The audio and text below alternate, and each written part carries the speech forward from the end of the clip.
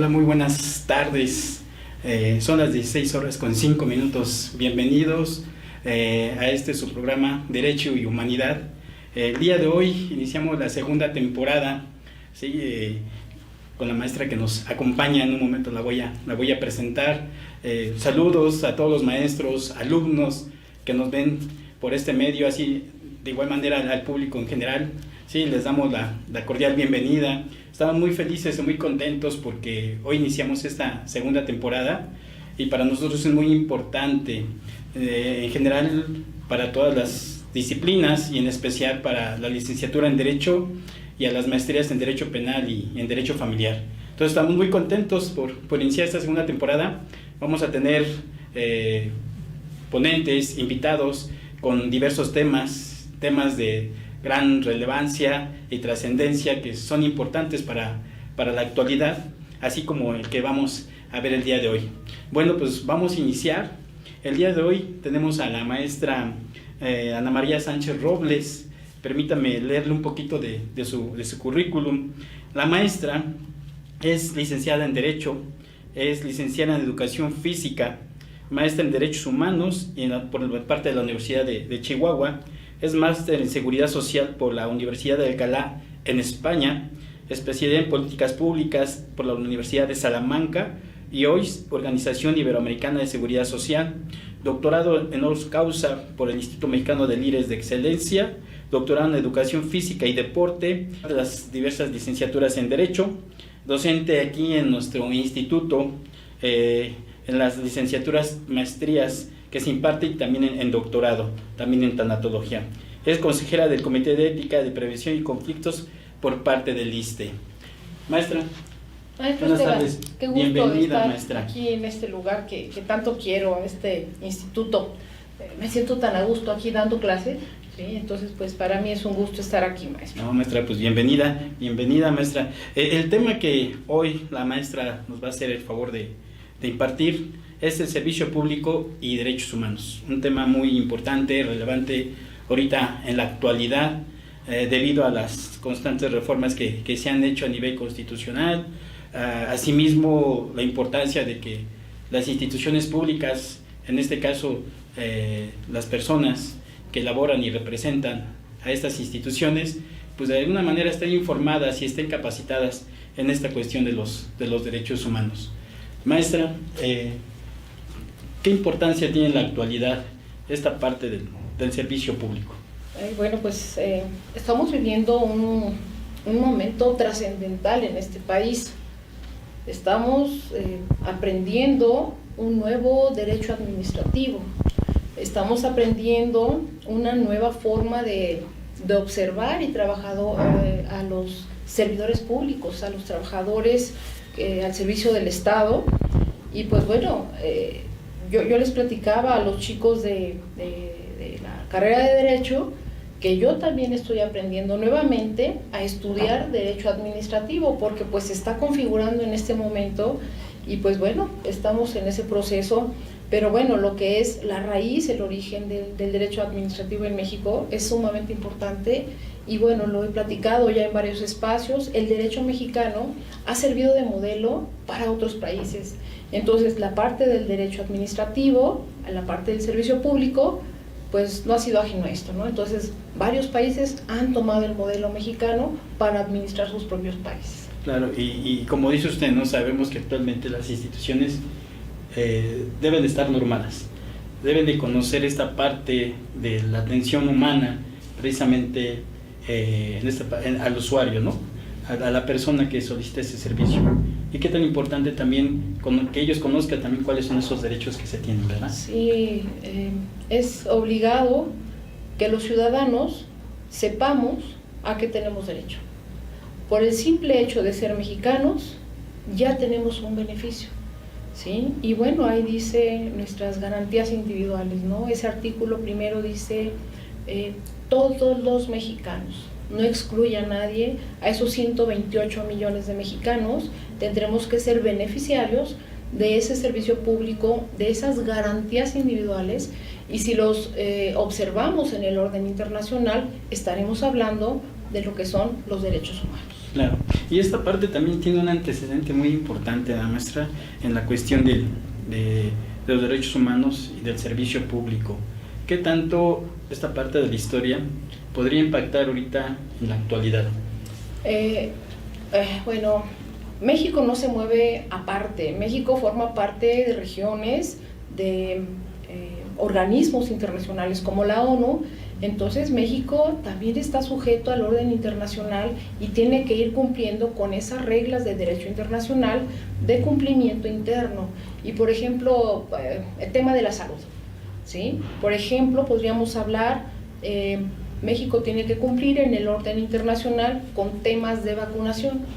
Imaginemos que pues México no cumple, es más, México es un modelo en el sistema de vacunación a nivel global.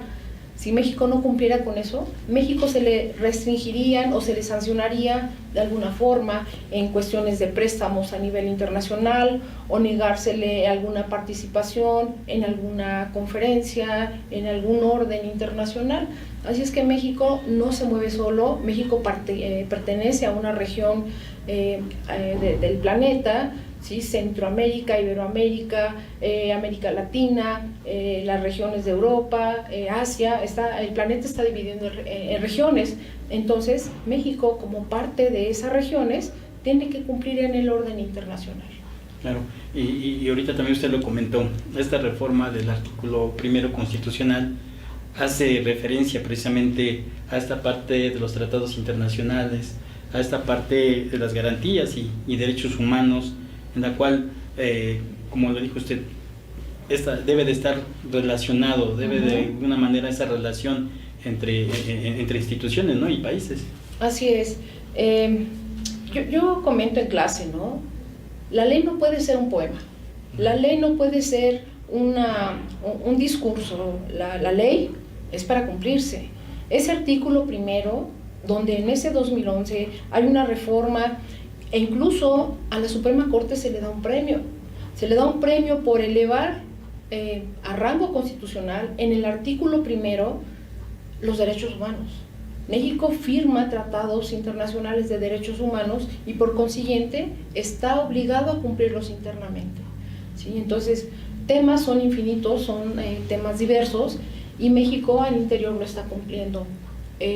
Falta mucho, ¿sí? Claro. Pero podemos estar observando los avances, por ejemplo, en temas de mujeres. Así es. ¿Sí? O sea, pareciera que se desbordaron. Aparte de que se desbordaron, más bien se destaparon, ¿sí? Antes ese tema de mujeres pues estaba ahí, pero no se observaba.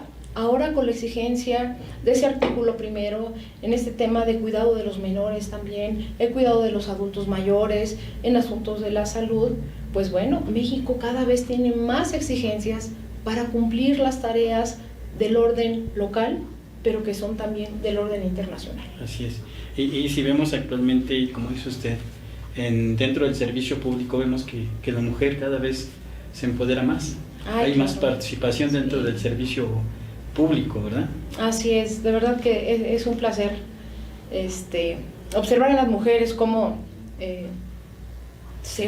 nos vamos integrando a cada área del quehacer humano. Le comento, por ejemplo, el día de hoy, pues yo tuve un percance vial y pues yo esperaba a mi ajustador en su motocicleta, pues que creen que llega una ajustadora, ¿sí? Una mujer, toda una profesional, ¿sí? Las cosas perfectamente bien y pues bueno, esto es en la parte privada, ¿no? Las mujeres, pero también en el ámbito del gobierno federal, cada vez hay más mujeres participando y tiene que haber más, maestro. Sí, porque cuando hablamos de la población, que tenemos 128 millones de mexicanos, con un 52% de mujeres, con un 48% de hombres, y vemos los números y observamos las estructuras, los organigramas, y vemos que no corresponde la proporción de hombres desempeñando papeles importantes, funciones importantes, con el número de mujeres, todavía es mucha la distancia que hay que trabajar.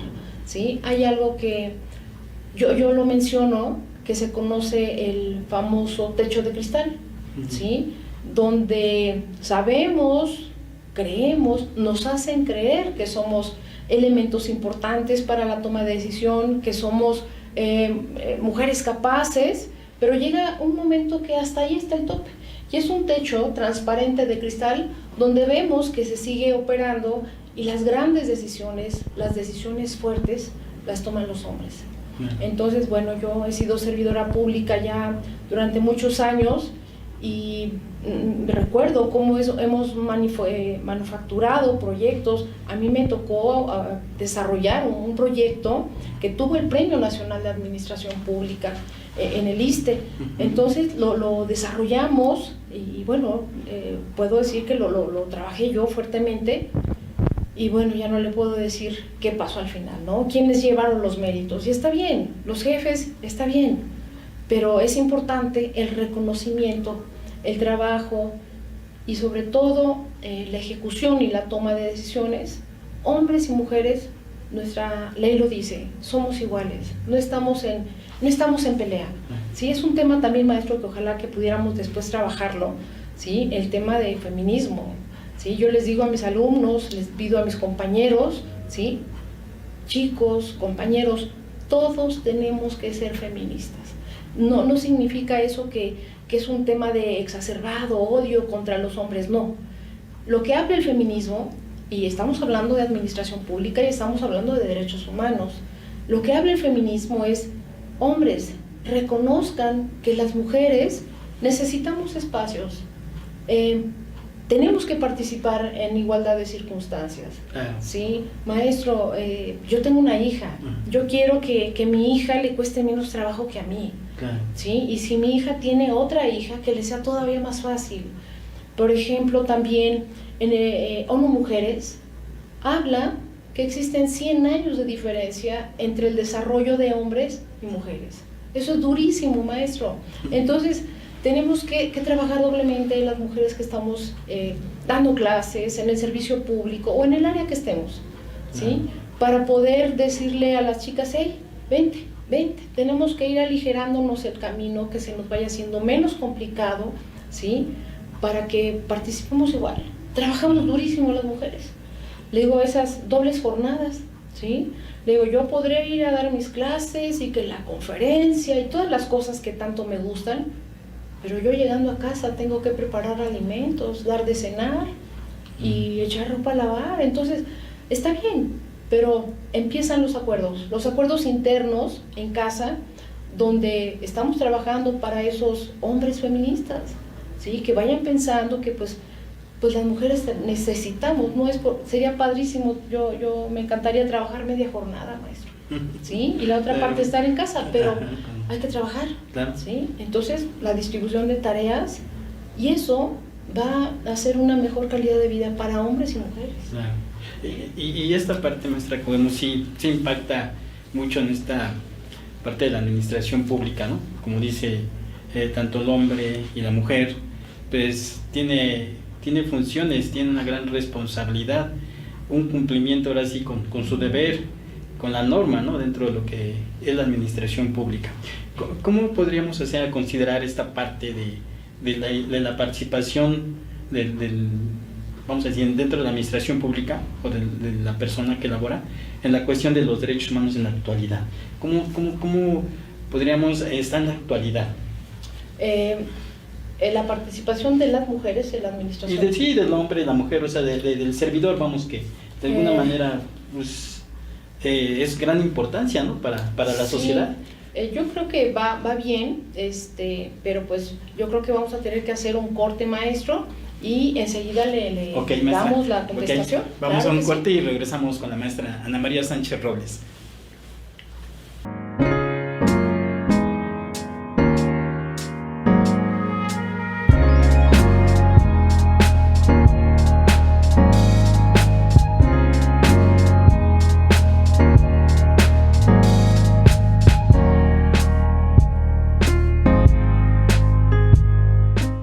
Continuamos con la maestra Ana María Sánchez Robles, una maestra muy querida por parte del IMED y por parte del INPO.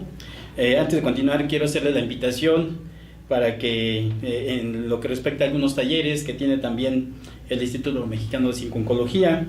Algunos de ellos son atención de personas que viven en VIH. Esto es duración de 4 horas, es un taller que se imparte los días lunes, el día lunes 10 de 4 a 8 de la noche. Asimismo tenemos otro taller que se llama Duelo en el plantel Tláhuac, con duración de 4 horas, también el lunes 10 de febrero, de 4 a 8 de la noche. Aprendiendo a perdonar en el plantel Montevideo, con una duración de 4 horas, el día lunes 17 de 4 a 20 horas. Autoestima en el plantel Tlalpan, duración 4 horas, el día lunes 17 de 4 a 8 de la noche. Risoterapia en el plantel Montevideo, duración 4 horas, el lunes 24 de febrero de 4 a 8 de la noche. Aprendiendo a perdonar, plantel Tláhuac, duración 4 horas, el sábado 29 de 4 a 6 de la tarde. Estos son los talleres que se imparten aquí dentro del Instituto Mexicano de Oncología, y los invitamos para que puedan ustedes participar e inscribirse en estos talleres. Bueno, tenemos ya algunos comentarios de ustedes que nos han hecho ese gran favor de participar y estar aquí con nosotros. Uno de ellos es por parte de María Concepción Martínez López. Dice: buenas tardes, licenciado Esteban Decano, reciba toda nuestra admiración y respeto por un gran desempeño. Gracias, muchas gracias, María Concepción. Emily Vázquez Elizalde, saludos de la generación 19 de Derecho, exitosos docentes. Gracias Emily por ese reconocimiento. Diana Santos, saludos maestro Esteban, es grandioso escucharlo. Gracias. Jovita Velázquez, saludos también, muchas gracias. Ramírez, saludos a 2 excelentes profesores y estoy segura que será un éxito el programa. Felicitaciones atentamente, Elizabeth Ramírez, gracias. El programa va a ser un éxito con su apoyo de todos ustedes y se les agradece. Elizabeth Marlene Fernández, saludos, generación 16, Derecho, los días jueves. Irma García, una super maestra. Maestra, un reconocimiento, maestra. Y se lo merece, maestra. Gracias, maestro. Yo pongo todo mi cariño en esta institución. Perfecto, maestra. Entonces, hablamos hace un momento de la administración pública. ¿Qué tanto el servidor público que está adentrado dentro de la administración pública ha generado ese impacto de los derechos humanos? ¿Por qué? Sabemos que debe de haber un reconocimiento a nivel social a aquellos usuarios o personas que precisamente requieren ese servicio, esa atención, ¿no? Pues ya es inmediato y es obligado. Cuando tenemos una reforma constitucional donde dice que México va a respetar y va a garantizar los derechos humanos, es imposible que el Estado mexicano no se involucre. ¿Y cómo se va a involucrar? Obviamente formando a su personal, a todos los elementos de las diferentes secretarías de Estado, tiene que darles la formación y capacitación en derechos humanos. Así es que es un tema primero de orden global, y como lo podemos observar, la capacitación en derechos humanos es un tema del día. Todas las secretarías de Estado, en todos los niveles, ¿sí?, hablan de los derechos humanos. Entonces, pues, tenemos que saber, ¿sí?, cómo nos son útiles, cómo se gestionan y cómo vamos a hacer llegar esos derechos humanos a todas las personas, ya que tienen principios rectores como la igualdad, la progresividad, ¿sí?, que son inalienables, eso significa que son propios de las personas. ¿Sí? Entonces, es obligado cuando uno trabaja en el servicio público no saber, no involucrarse en temas de derechos humanos. ¿Sí? Y le digo que curiosamente yo en el ISSSTE, en el instituto que también hace un año todavía estaba ahí, uno de los temas, yo me dedicaba al área de capacitación, ¿sí? Uno de los temas era a todas las personas tenían que trabajar en el tema de derechos humanos y sobre todo en áreas críticas, en áreas de urgencias, en cómo tratar a los adultos mayores, cómo ver la gestión y el cuidado de los menores, ¿sí?, atendiendo y conociendo a lo que son los grupos vulnerables. Entonces, pues bueno, hablar de administración pública, hablar de derecho administrativo, es hablar en México también de la defensa y reconocimiento de los derechos humanos. Claro, y sí, ahorita más que debe de estar ahora sí consolidado y estar a la paz, sí, a la relación precisamente con las leyes, ¿no? Con las normas, dentro de lo que es el servicio público, ¿no? Dentro de lo que es la administración. De hecho, pues también tenemos dentro de las instituciones pues también normas, ¿no? Que nos rigen, están los reglamentos, están las leyes, que los manuales de procedimientos. Manuales de procedimientos, ¿no? Efectivamente, que de alguna manera hacen que al servidor público dentro de la administración pública pues nos regulen, ¿no? ¿Está? Así es. Insisto, cuando observamos nuestros manuales de procedimientos, vemos en los primeros párrafos que dice y que vamos a cumplir y que vamos a garantizar los servidores públicos esos derechos humanos. Así es que pues no hay vuelta atrás, y todos los que estemos recibiendo un dinero del Estado por nuestros servicios también tendremos que estar formados en temas de derechos humanos. Exactamente. Y podemos ver, ¿usted cómo lo considera, maestra, que sí se están generando cambios dentro de la administración pública, dentro de las instituciones públicas? Mire, yo digo, hay medicinas muy amargas, ¿sí? Y pues a nadie le ha gustado que le amarren las manos, ¿sí?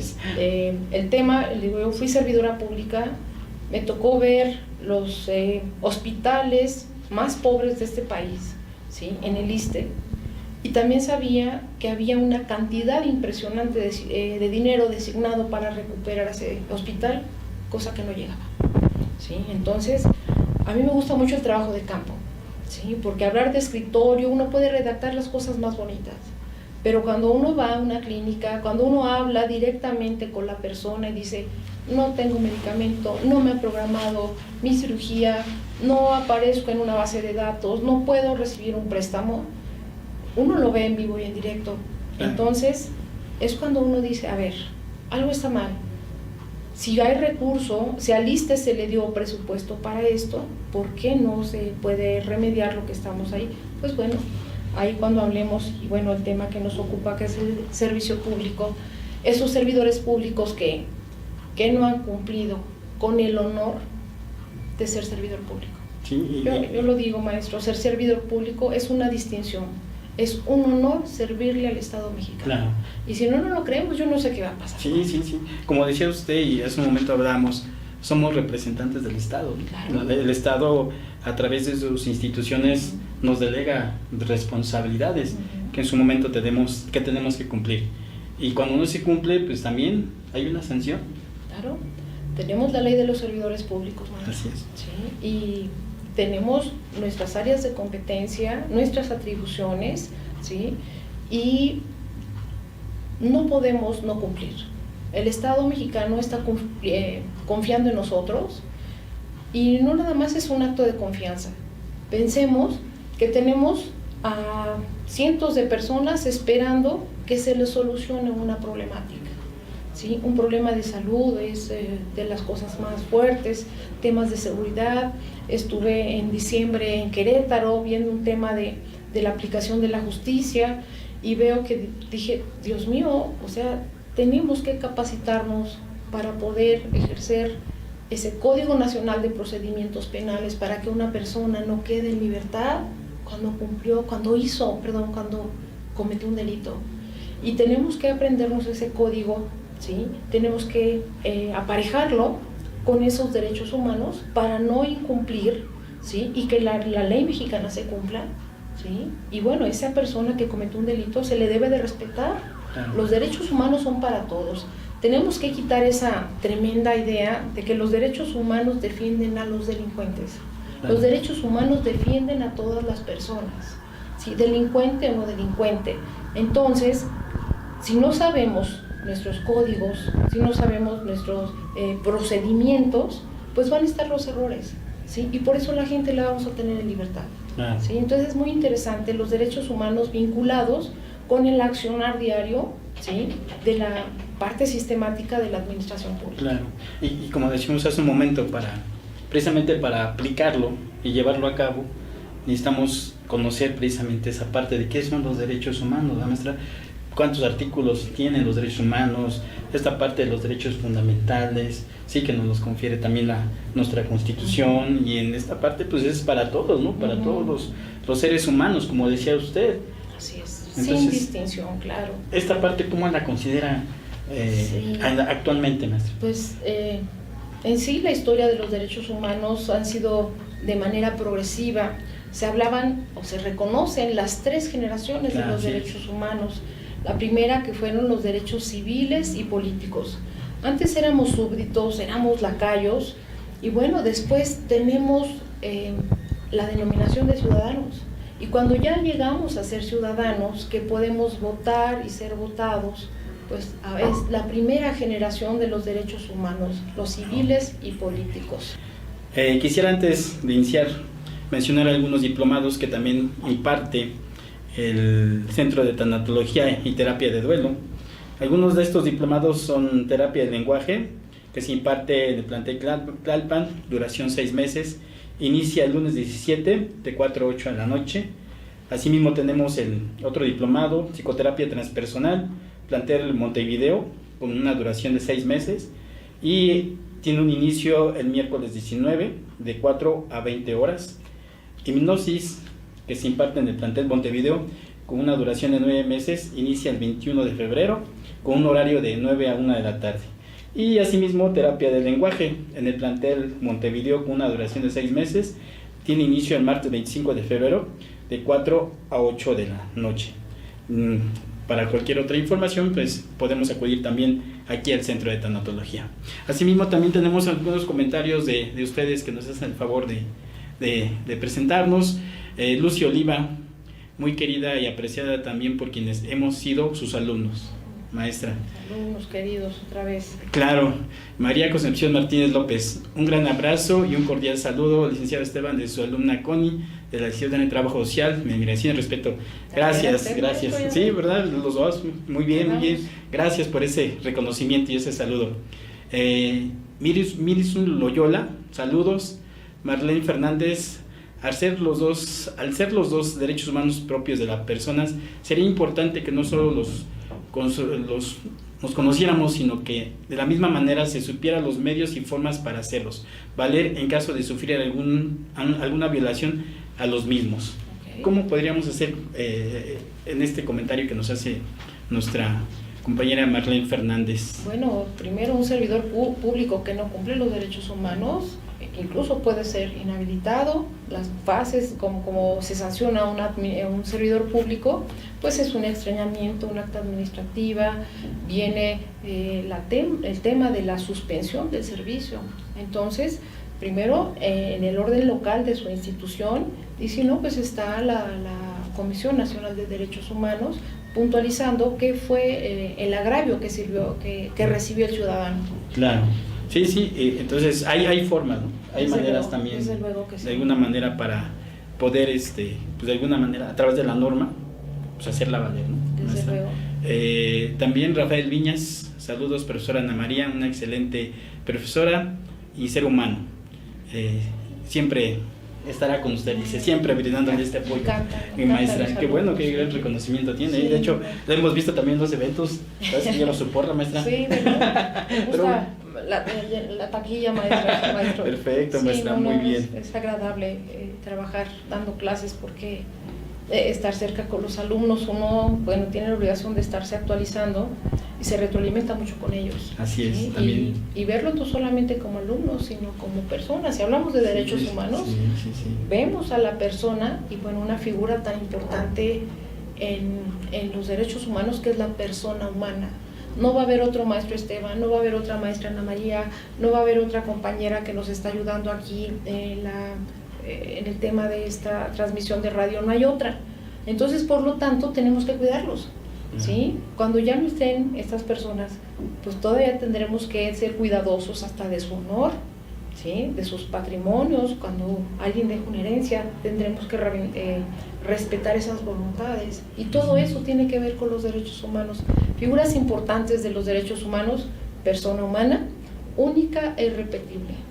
Ser que tiene características biopsicosociales, que tiene cuerpo, que tiene alma. Esta institución, ¿sí?, que habla, donde trabajamos la parte de las emociones, de la parte de la creencia, ¿sí? Aquí estamos siendo garantes de los derechos humanos en esta institución. Claro. Persona humana, ser biopsicosocial, que tiene cuerpo, tiene alma, único e irrepetible. dignidad humana, merecedor, digno, 128 millones, no sé cuántas veces y cuántos programas de radio, cuántas conferencias, maestro, pero voy a estar diciendo 128, 129 millones de mexicanos valiosos, merecedores, ¿sí? Y bueno, la seguridad humana. Seguridad humana habla libre de todo tipo de miedos, de todo tipo de amenazas. En ese momento tenemos una amenaza, un miedo, maestro, el padecimiento de coronavirus, ¿sí? Y el Estado mexicano, haciendo valer esos derechos humanos, esa garantía individual número 4, tiene que estar alerta para enfrentar esa posible amenaza, ¿sí? Cuando tuvimos el temblor, el Estado mexicano tiene que ser el primero en salir y dar la cara y enfrentar. ¿Por qué? Porque está obligado a atender la seguridad humana de sus 128 millones de mexicanos. ¿Sí? Y entonces, maestro, pues no sé si le seguimos con las generaciones de los derechos humanos bien rápido, claro, para seguir, es importante continuar con la estructura del tema de servicio público.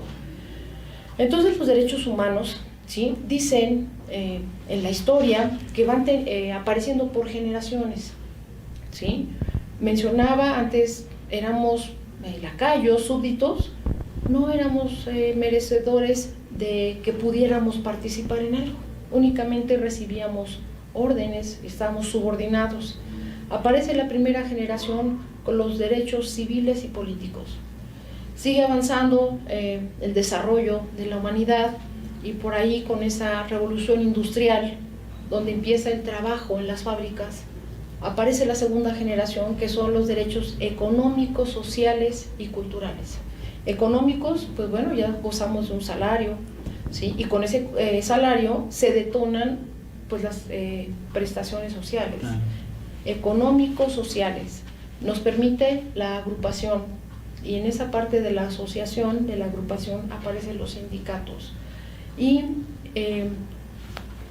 culturales, la participación de la gente en la forma de educarse. Dicen por ahí que es una utopía, un sueño de que no, que hijo de obrero se queda obrero. Afortunadamente no, ¿sí? Hay quienes están rompiendo esas reglas, ¿sí? Yo he tenido la fortuna de ver alumnos que vienen de condiciones muy humildes. Aquí tuvimos una alumna que ella trabajaba en el campo, maestro, hizo su licenciatura en pedagogía, hizo su maestría también en temas de enseñanza, y esta chica no se quedó en el campo. Entonces, ahí están esos derechos económicos, sociales y culturales. Claro. Y en este momento, en este siglo XXI, estamos viviendo lo que es la tercera generación de derechos de solidaridad y de los pueblos. ¿Sí? Y hay cosas que duelen mucho cuando hablamos de solidaridad. Esa frontera de este país cuando se detiene a los migrantes. Yo hace un rato decía, hay medicinas muy amargas. México tiene que ser muy cuidadoso con la relación de Estados Unidos. Y si no pone ese filtro en la frontera, México tendría problemas. ¿Sí? Pero es muy fuerte cómo se está deteniendo ese flujo migratorio. ¿Sí? En teoría se esperaba, se desea, pues que sea un planeta sin fronteras. Pero por cuestiones de seguridad, por cuestiones de salud, por cuestiones de economía, se han tenido que tomar medidas muy fuertes, que incluso pudieran pensarse que se lastiman los derechos humanos de las personas, ¿sí? Y cuando vemos que en esas migraciones vienen mujeres embarazadas, niños, personas de la tercera edad, que nadie deja su país porque quiere dejarlo, maestro. Deja su país porque está queriendo salvar su vida, ¿sí? Nosotros no le estamos pasando bien en temas de seguridad, pero en otros países es terrible. Seguridad aunado con pobreza. Entonces, todavía en el país, nuestro país, sí hay problemas de seguridad, sí hay situaciones fuertes de pobreza, pero todavía tenemos por ahí una lucecita que va caminando. Entonces, son fuertes los temas de derechos humanos cuando los vemos en vivo y en directo. Claro, y sí, que todos como tenemos que participar precisamente en poder aplicarlos y llevarlos a cabo, ¿no? A nivel social. No nada más, decíamos ahorita, está dentro de la administración pública, sino está a nivel social. Por eso es importante conocerlos, saber qué nos representa, como decía usted ahorita, esa parte de la dignidad, ¿no? Esta parte del reconocimiento de los derechos que nosotros tenemos, como decía, por simplemente ser humanos, ¿no? Y qué tanto es ese respeto hacia el otro ser humano, para que esto vaya generando estos cambios a nivel social, ¿no? Así es. Hay un filósofo, el último filósofo moderno, Zygmunt Bauman. Él se preocupaba, tiene 2 años que falleció, que decía que los seres humanos vamos en un play así, que no nos detiene nada, y que ya no nos preocupa lo que le esté pasando al de junto, que pudiera caer una persona muerta junto a nosotros, pero llevamos prisa. Y suena bárbaro, pero eso es lo que estamos viendo. Sí. Tenemos que llegar a trabajar, no podemos perder el tiempo en qué le pasó a esta persona, en ayudar a alguien, ¿sí? Entonces, cuando hablamos de esos derechos humanos de la tercera generación, tenemos que ser muy cuidadosos que como personas no perdamos esa atracción entre nosotros como seres humanos, Claro. ¿sí? Entre familias, ¿sí? Los pleitos, el dolor que es perder esa relación familiar. Nuevamente retomo lo que dice nuestro Código Civil: la célula base de la sociedad se llama familia. Claro. Entonces, volvamos a tomar ese principio, y si voy a ser solidario, empiezo en casa y empiezo con los más próximos. Y algo muy precioso, muy bonito, maestro, cuando uno conoce los derechos humanos se hacen colectivos. Así es. ¿Sí? Yo reconozco mis derechos y empiezo a reconocer a los del otro. Y así se hace un sistema. Así es. Sistema que es un sistema de engranaje que no lo detiene nada, ¿sí? Entonces, es importante que trabajemos también en ese tema de solidaridad. Claro, maestro. Y ahorita, hablando ya de la cuestión también de la administración pública, que tiene que ver con lo que estábamos comentando, ¿cómo le consideramos esa parte, ese concepto de la administración pública para adentrarnos a esa parte de los derechos humanos, maestro? Sí, tenemos unos especialistas que por ahí traen unas denominaciones que me gustaron, ¿sí? Dice por ahí, servicio público es una actividad temática o por áreas, que puede ser directa o indirecta, ¿sí? Que es obviamente inherente a la administración, ¿sí? Que ha sido creada, controlada para asegurar y favorecer la realización colectiva de los derechos. Es el derecho que tienen todas las personas a recibir una situación mejor en lo económico y lo social, ¿sí? Y que busca siempre y tiene como propósito mejorar la calidad de vida de las personas. Así es. Así es que imagínense esas 18 secretarías de Estado trabajando lubricadas como maquinitas perfectas para atender a la población. Claro, y aquí dijo una parte muy importante: mejorar la calidad de vida. Que eso es una parte fundamental, precisamente del concepto que usted nos menciona, ¿no? Y es a lo que queremos, a lo que se quiere llegar actualmente aquí en nuestro país, ¿no? Así es. Y que no únicamente, vamos a decir, el licenciado en Derecho o el abogado está ahí facultado para cumplirnos, sino que tenemos también otras ciencias, otras disciplinas que también coadyuvan precisamente colaborando con el cumplimiento de esta calidad de vida, maestra. Así es. Pues esto es multidisciplinario. Así es. ¿Sí? Horizontal y transversal. ¿Sí? Todos estamos implícitos en el cumplimiento de estas 29 garantías a través de las secretarías de Estado, ¿sí? Y todas, infinidad de ciencias participan en lo que es el servicio público. Claro, maestra. Vemos aquí algunos otros comentarios que nos hacen. Dani Espinosa: siempre es un honor poder escucharlos a ambos maestros hablando de un tema tan importante en la actualidad. Muchas gracias. Lorena Polo: muchas felicidades por el inicio de la segunda temporada. Te deseo mucho éxito. Gracias, maestra. Muchas gracias. Diana Santos: es maravilloso que disfruten tanto la docencia y sean mejores cada día, ayudando a formar y transformar a sus alumnos. Pues mire, maestra, lo que decía usted, ¿verdad?, hace un momento. Luis Miguel Alarcón: éxito, abogado, un abrazo. Watashi Kirei: felicidades, maestra. Una persona que quiero mucho, Watashi Kirei. Muy bien, pues muchas gracias por los comentarios y vamos a continuar, maestra. ¿Cuál sería esta parte del origen de la administración pública? Ok, yo creo que si nos remontamos antes de Cristo, las antiguas culturas, Grecia, Roma, Mesopotamia, y con la aparición de la agricultura, ¿sí?, se empiezan a formar las tribus, los clanes, y bueno, se le atribuyen a las personas ciertas características, ciertas facultades, y estas personas serán las primeras en ser las administradoras de cada lugar. Y bueno, si vamos rapidísimo a México, existían clanes familiares.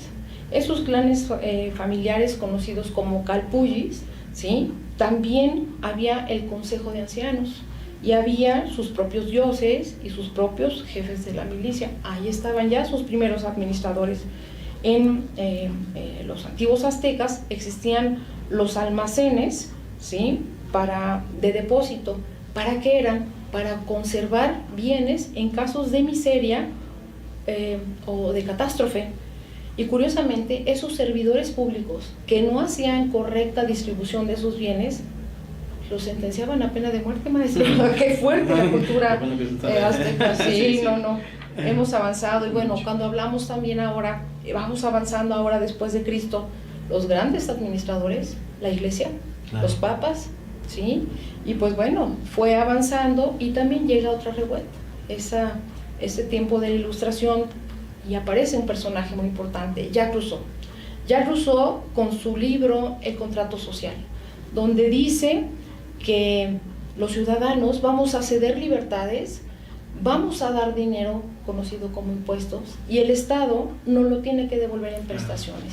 Y bueno, esas prestaciones se llaman garantías individuales cuando hablamos en México, y es el cumplimiento de las necesidades del dinero que nosotros dimos. A mí me llama mucho la atención las torpezas cuando la gente dice: no le des el pescado, enséñale a pescar. Maestro, la gente ya dimos dinero para el pescado, ya dimos dinero para comprar la caña de pescar, como que ya nos toca que nos toque una parte de ese pescado, ¿no? Claro. Entonces, pues bueno, va por ahí. Jacques Rousseau hablaba en ese contrato social, ¿sí?, de la igualdad de las personas, y desde ahí ya causó escozor con los miembros de la Iglesia. Hay una frase muy bonita, dice: ningún hombre tiene autoridad sobre otro por naturaleza. El rey y el Estado jamás deben de ser ricos. ¿Sí? Entonces, bueno, ese libro, El contrato social, fue quemado y censurado, ¿sí? Entonces, pues bueno, y seguimos avanzando por ahí con lo que es el servicio público, ¿sí? Es un sistema garante que otorga prestaciones reguladas por la norma jurídica, ¿sí?, con esas 29 garantías individuales. ¿Y en qué nos basamos? ¿Qué normatividades usamos en el servicio público? La Ley Orgánica de la Administración Pública, los manuales de organizaciones, la Ley Federal de Transparencia y Acceso a la Información, que qué bueno que existe, maestro. Imagínese, si no existiera, ¿cómo estaría este país? ¿Sí? Y bueno, pues esta administración pública es costeada por nosotros, ¿sí?, con nuestras contribuciones, los contribuyentes. Ese dinero, pues es el famoso gasto público, ¿sí? ¿Y qué se busca? Pues que el bien común, que es un tema bien interesante para revisarlo en otro programa, que es el bien común, ¿sí? La administración pública da cumplimiento del 1 al 29 de las garantías individuales, ¿sí? Es la parte dogmática de nuestra Constitución, y cuando hablamos del artículo 30 al 136, estamos hablando de la parte orgánica, de la organización, de cómo está estructurado el funcionamiento de este país, quiénes van a ser secretarios, cuántas secretarias de Estado son, quién va a encargarse de extraer petróleo, la energía, de cómo nos vamos a organizar. Y esta es la administración pública, este es el servicio público. Entonces, pues bueno, este servicio público materializa esas 29 garantías individuales, ¿sí?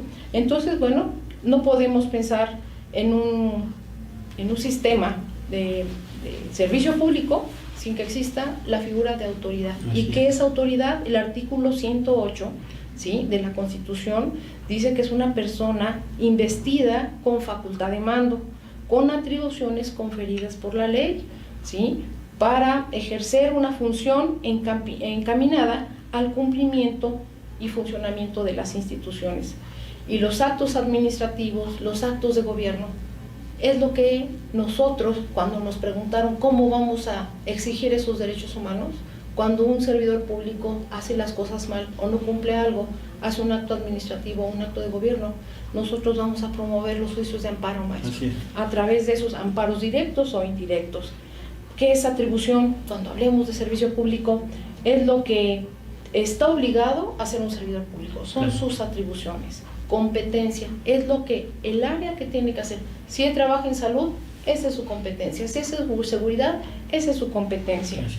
Hablamos de también otro concepto, organigrama, la estructura, los niveles, los puestos, los salarios, las obligaciones de cada quien, y entre más alto en el organigrama, mayores responsabilidades. Por eso se le paga más, ¿sí? Porque tiene mayor responsabilidad de dar mejores cuentas. Tenemos que saber los procesos dentro para poder ejecutar todas las tareas como servidor público. Debo de saber de procesos.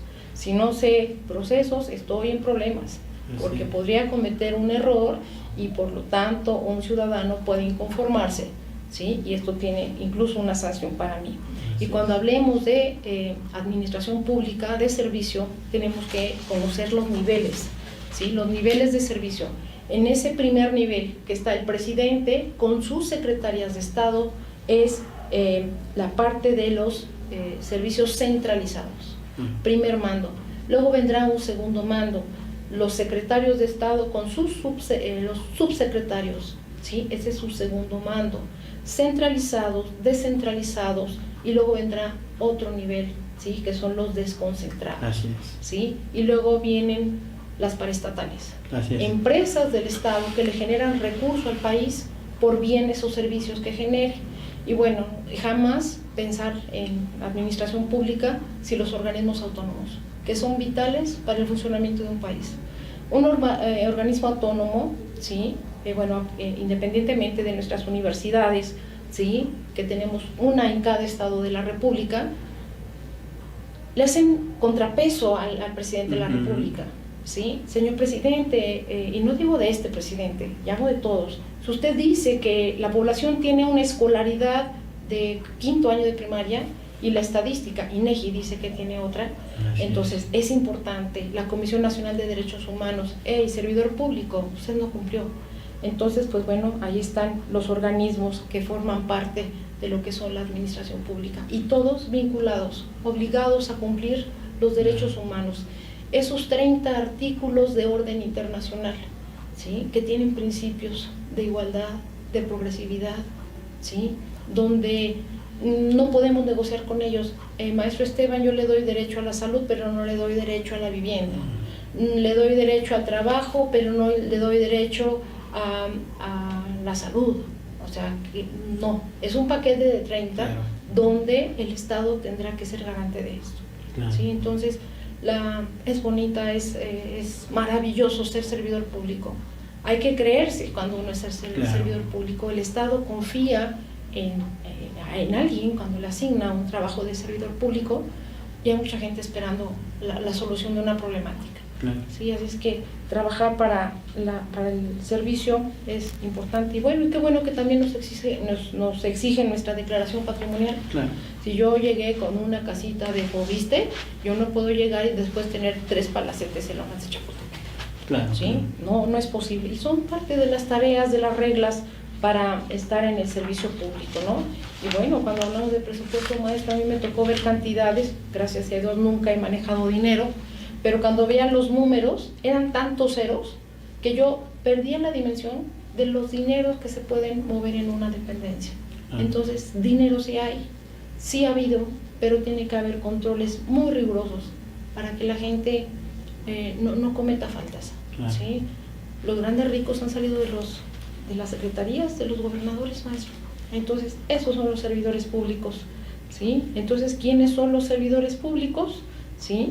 Dice que son los representantes de elección popular, miembros del Poder Judicial de la Federación, funcionarios y empleados en general, personas que desempeñen un cargo o comisión cualquiera que está fuera dentro de la Administración Pública Federal. Así es que todos estos que estamos ahí tenemos que estar obligados a cumplir cabalmente lo que nos dice nuestra normatividad, porque tenemos el compromiso de atender a los 128 millones de mexicanos. Y que no suene como utopía o como sueño, ¿sí? Se puede hacer, se debe de hacer, porque dinero sí lo hay. Entonces es transparencia, exigencia y aprender el nuevo derecho administrativo por el que está pasando en este país. Así es, y el respeto, ¿no? A rescatar esa parte de la ley, de la norma, Así el es. cumplimiento y como dice usted, para que nos regulen y todos estemos dentro de la línea, dentro del derecho de que cada uno nos corresponde. Así es. Y ese derecho pues, nos lleva también al cumplimiento de obligaciones. Así es, claro. Y esto es un debe, justo equilibrio. sí, y debemos de generar esa conciencia, ¿no? Así Debemos de es. generar esos cambios dentro de la administración pública, como dijo usted, dentro de las secretarías, dentro del Estado, ¿sí? Que de alguna manera somos esos representantes como servidores públicos y que pues esto pues, va a ser en beneficio de toda la sociedad, de todos como nosotros seres humanos, y ahí entra el respeto de los derechos humanos, ¿no? De las personas. Es una corresponsabilidad nosotros ciudadanos pagar nuestros impuestos, resolver algunas cosas en lo personal. Empiezo, por ejemplo, el cuidado de nuestra salud, ¿no? Parte de una corresponsabilidad, ¿sí? Y trabajar en conjunto, en sistema, ¿sí? Para que este binomio ciudadano-Estado pues pueda dar lo que espera, una mejor calidad de vida de los ciudadanos. Sí, y como dice usted, elegir a nuestros gobernantes que nosotros queremos, que de alguna manera como sociedad, así es lo que merecemos, ¿no? Pero sí necesitamos nosotros adentrarnos al cumplimiento dentro de lo que son fuera y dentro de las instituciones, maestra. Así es, y tenemos que hacer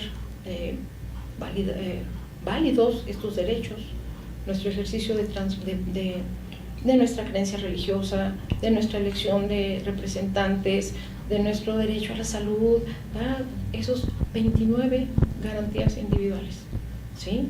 Y también esos 30 derechos humanos en el orden internacional, que conjugados con la parte orgánica de nuestra Constitución, no puede fallar, como hablábamos de esos tremendos aztecas y esos mayas que también tenían unos grandiosos administradores.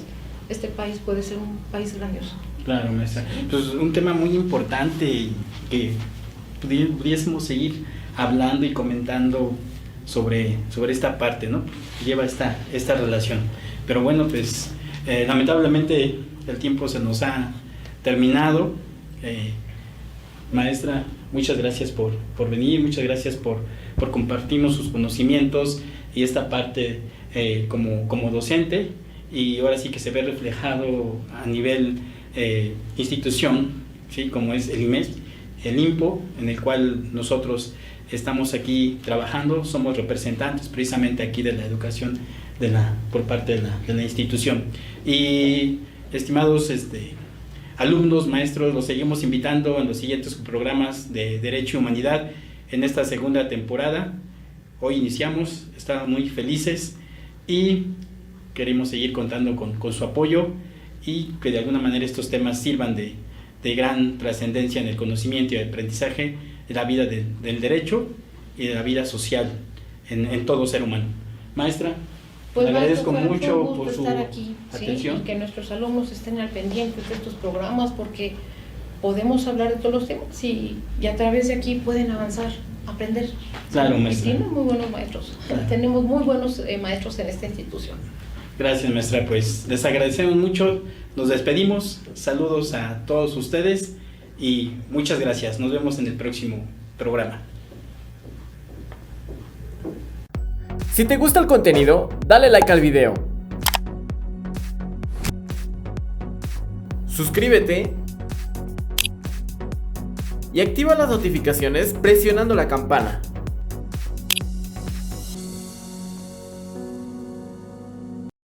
Déjanos tu opinión en la caja de comentarios.